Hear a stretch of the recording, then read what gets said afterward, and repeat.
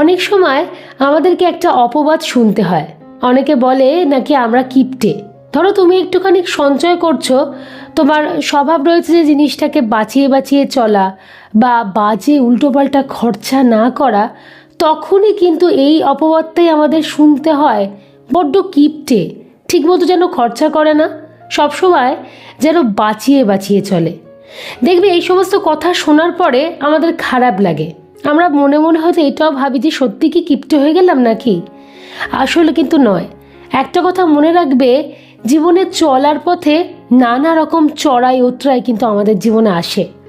আজকে একরকমভাবে চলছি, কালকে কিন্তু আবার এরকমভাবে নাও চলতে পারি, পরিস্থিতি হয়তো এমন চলে এলো।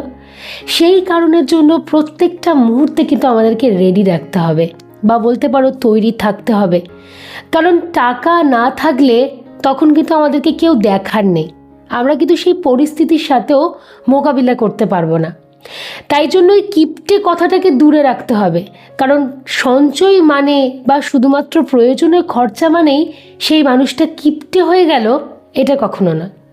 আবার আজকে আলোচনার বিষয়বস্তু কিন্তু এটাই যে টাকা সঞ্চয় অথচ করব, কিপটমিও করব না, প্রয়োজনে সঞ্চয় করব। তার জন্য কিছু কিছু বুদ্ধি তো আমাদের কাজে লাগাতেই হবে। সেই সমস্ত বুদ্ধিগুলো যদি আমরা আমাদের প্রতিদিনের জীবনে লাগাতে পারি, তাহলে নিশ্চয়ই আমরা টাকা সঞ্চয় করতে পারবো, আর কোনোদিন কেউ আমাদেরকে কিপটেও বলতে পারবে না। এর মধ্যে প্রথম পয়েন্টটা বলি, সবসময় আমাদের মাথায় রাখতে হবে 3 থেকে 6 মাসের টাকা আমাদের কিন্তু হাতের মুঠোয় রাখতে হবে। এবারে বলি কেন রাখবে। প্রথম কথা বলি, আমাদের জীবনের সব সময় সমান পরিস্থিতি থাকে না। মূলত এই রোগ জ্বালার কথাতেই নয় চলে আসি।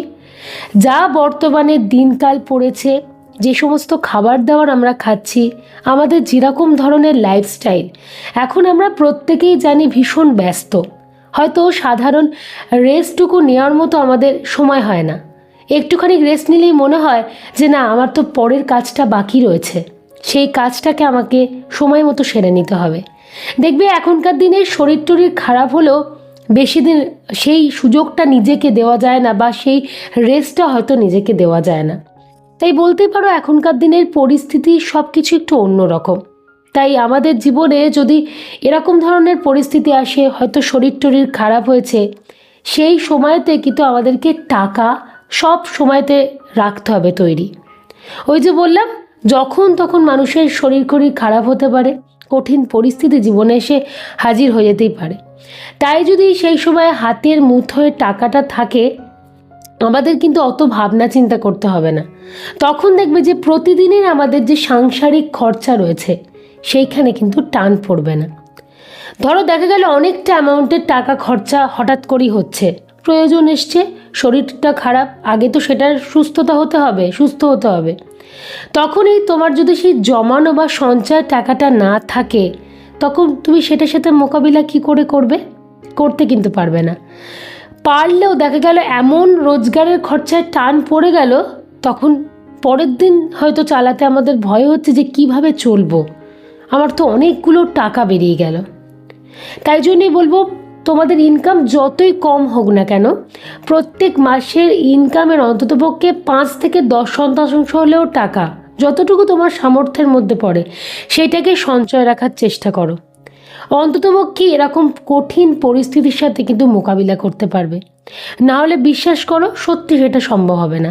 তো এইটা তো একতরফা সঞ্চয়ের মতোই হলো, মানে সুদূর প্রসারী। তার কারণ তুমি আগে থেকে সেই জিনিসটাকে তুলে রাখছো, তোমার হাতের মুঠোর মধ্যে তুমি রাখছো। একটু যদি ভেবে দেখো, জিনিসটা সঞ্চয়ের মতো হলো না? তাহলে হঠাৎ এরম খারাপ পরিস্থিতি চলে এলে তখন কিন্তু এই প্রত্যেক দিনের খরচা বা একটা টাকা থেকে কিন্তু তোমার হাত পড়বে না।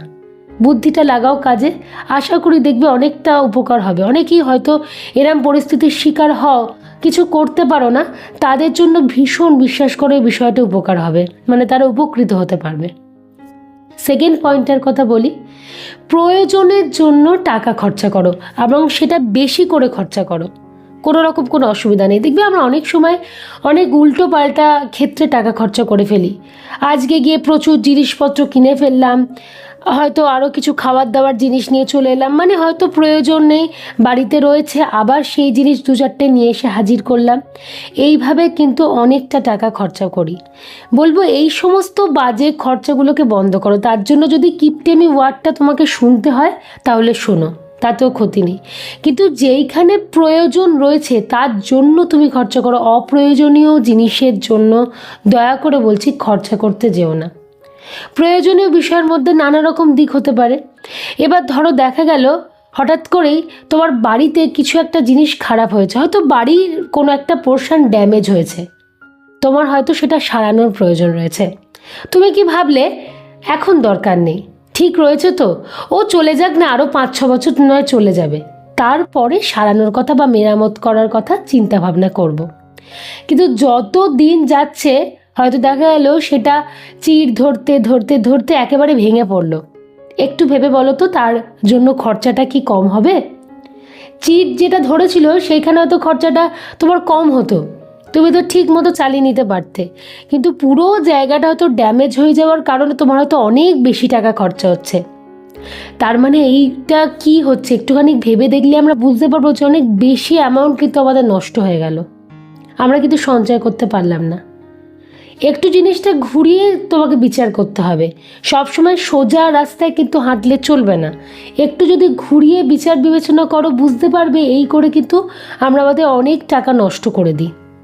একটু যদি বুদ্ধি করে প্রয়োজনীয় জিনিসটাকে করে নিই না, তাহলে এরকম অতিরিক্ত পরিমাণ টাকাগুলো নষ্ট হবে না। যদি সেটা আমাদের সম্ভবপর হয়, আমাদের হাতের মুঠোয় তো ছিল, অল্প থাকতে কেন আমরা জিনিসটাকে ঠিক করে নিই? দোষটা তো তাহলে আমাদেরই। তাই একটুখানি এইভাবে বিচার বিবেচনা করে আমাদের চলতে হবে।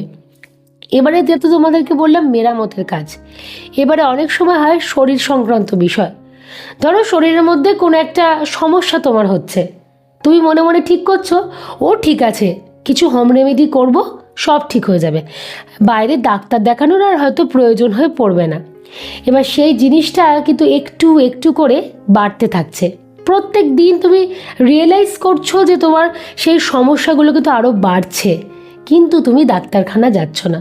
কোথাও না কোথাও মনে হচ্ছে আবার বেকার বেকার ডাক্তারকে কতগুলো পয়সা দেবো, কেন 1000টা টেস্ট করতে বলবে, অনেক টাকা নষ্ট, কি দরকার? নিজে ঠিকমতোভাবে চলি না, সব ঠিক হয়ে যাবে। কিন্তু অনেক সময় অনেক কিছু তো আমাদের হাতের মুঠোর মধ্যে থাকে না, তখন প্রয়োজন হয়ে পড়ে আমাদের ডাক্তার দেখানোর জন্য। দেখা গেল যে তুমি ওই জিনিসটাকে ফেলে রেখে রেখে এমন একটা পরিস্থিতি এনে ফেললে, তখন কিন্তু আর কিচ্ছু করার নেই, হয়তো অনেকটা অ্যামাউন্টের খরচা তো হচ্ছে, প্লাস তোমার শরীরটাও কিন্তু নষ্ট হয়ে যাচ্ছে। তাই জন্যই বলবো প্রয়োজনীয় যেগুলো জিনিস তার জন্য প্লিজ খরচা করো, সেটাকে পুষিয়ে রেখে দিও না। বারবার এটাই বলবো যে অপ্রয়োজনের জন্য খরচা করো না, কিন্তু প্রয়োজনের জন্য উল্টে বেশি খরচা করো, দেখবে জিনিসটা কিন্তু ভবিষ্যতে বাড়াবাড়ি হবে না। কারণ ওই যে বললাম, একটু যদি আমরা উল্টো দিক দিয়ে বিচার করি, আমরা এইটা বুঝতে পারবো যে যদি প্রয়োজনীয় সময় খরচাটা আমরা না করি, ভবিষ্যতে কিন্তু তার দ্বিগুণ কেন 4 গুণ খরচা হয়ে যাবে, তখন কিন্তু সঞ্চয় কিচ্ছুতে করতে পারবো না, দেখবে জলের মতো টাকা কিভাবে বেরিয়ে যাচ্ছে। থার্ড পয়েন্টটা নিয়ে এবারে আলোচনা করব। দেখবে আমাদের অনেকেরই মনের মধ্যে একটা সুপ্ত স্বপ্ন থাকে, ভাবি সেই স্বপ্নটাকে পূরণ করব, খুব ভালো করা স্বপ্ন পূরণ করার চেষ্টা করা আমাদের প্রত্যেকটা মুহূর্তে উচিত, কিন্তু বাস্তবটাকে কখনো ভুলে গেলে চলবে না। এবার বিষয়টা বলি তোমাদেরকে, একটা ছোট সাধারণ উদাহরণ দিয়ে বোঝাই। এক একজনের লাইফের সাথে কিন্তু আর এক রকম উদাহরণ লুকিয়েই রয়েছে। আমি তোমাদেরকে একটা সাধারণ উদাহরণ দিচ্ছি। ধরো দেখা গেল তোমার একটা 4 হুইলার কেনার ভীষণ শখ, মানে স্বপ্ন। আমাদের প্রত্যেকেরই কম বেশি কিছু না কিছু স্বপ্ন থাকে, যাদের কম ইনকাম তাদেরও স্বপ্ন রয়েছে, আর যাদের বেশি ইনকাম তাদেরও রয়েছে। এরকম কেউ মাথার দিব্যি দেয়নি যে ইনকাম কম করছি, আমার 4 হুইলার কেনার স্বপ্ন থাকবে না, নিশ্চয়ই থাকতে পারে। ধরো তার সেই স্বপ্ন রয়েছে, সে তখন ভাবলো না আমাকে যে কোনো মূল্যেই হোক না কেন টাকা সঞ্চয় করে আমাকে 4 হুইলারটা কিনতেই হবে, খুব ভালো কথা। কিন্তু যেই সময় দাঁড়িয়ে সেই জিনিসটা কিনছি, বাস্তব কিছু কথাকে মাথায় আনতে কি আদৌ পারছি?